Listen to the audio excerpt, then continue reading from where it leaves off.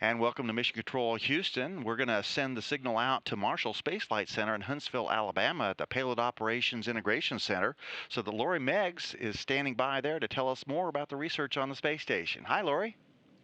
Hi, Kelly. Well, learning about the human body and how it functions in microgravity is paramount to future spaceflight.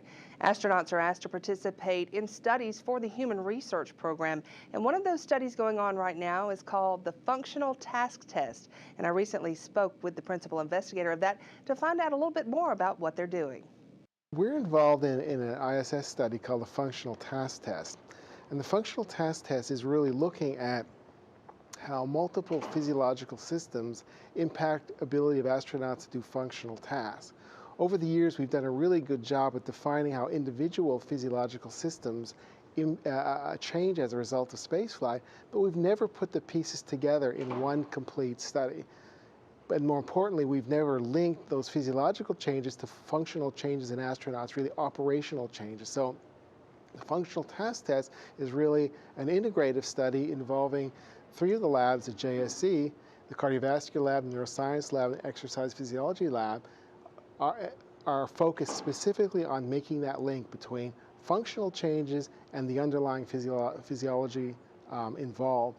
And ultimately the reason for doing that is we're interested in developing countermeasures, and we want to focus on the countermeasures on systems that really make a difference in terms of functional change.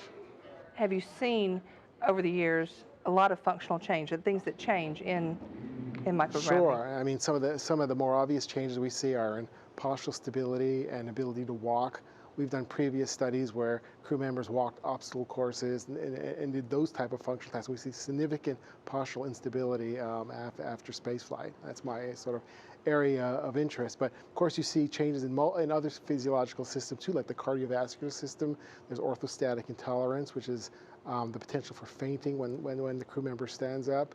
There's muscle performance changes, there's strength changes, there's muscle atrophy. So all those systems sort of combine together to create the change in functional outcome. So how are we studying this? How is it operationally for you? This is a pre and post-flight study, and we test them 3 times pre-flight, and then we're able to test them 24 hours after landing. The crew comes from ISS, lands in Russia. They fly back to Johnson Space Center, and we start doing the data collection there about 24 hours after landing.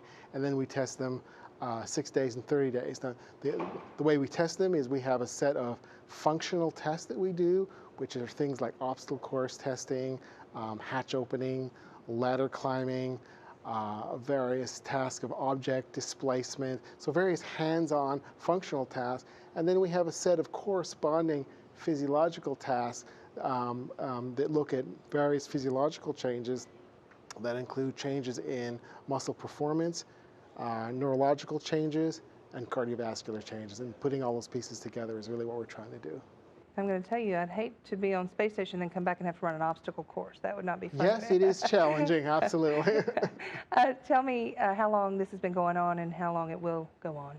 Well, we've already completed 7 subjects. We're asking for 13 subjects, so we're about halfway through our subject count. We've been doing the experiment for about 2.5 years, and we expect another 2 years to collect the rest of our data. Have you learned anything so far that you can share? Some of the preliminary data, when we look at some of the functional tasks, show that clearly the functional tasks that require postural stability are affected the most. So our obstacle course tests, our postural stability tests, those are the tests. Tests that have less requirement for postural stability, like hatch opening, where you can hold on to the hatch, those tests seem to are less impaired by spaceflight. And along the lines of human research, we want to share some news about a recently identified health problem with astronauts' vision and some new research that is leading to. It's called the visual impairment and intracranial pressure risk, and it has become the #1 human spaceflight risk. When we talk about intracranial pressure, we're talking about pressure inside the brain. And on orbit, crew members experience fluid shifts to the head caused by microgravity, and therefore it's hypothesized that all crew members have elevated intracranial pressure to some degree.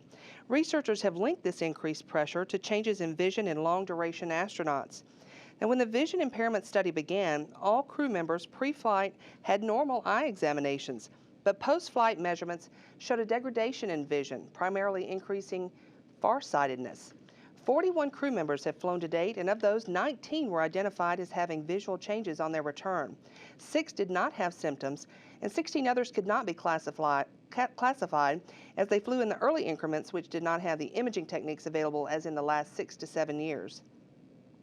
Now researchers are looking at finding a technique to measure these visual changes in flight non-invasively and to understand what's contributing to it. A technique like this is highly sought after on Earth, as well as to measure intracranial pressure, and NASA is on the cutting edge of that research and identifying devices that could be used in flight. Results of these studies may also be relevant for patients suffering from eye diseases here on Earth, such as glaucoma. NASA's Human Research Program will look at this risk over the next 10 years and find investigators to study the intracranial pressure syndrome, which will include clinical and research studies on orbit.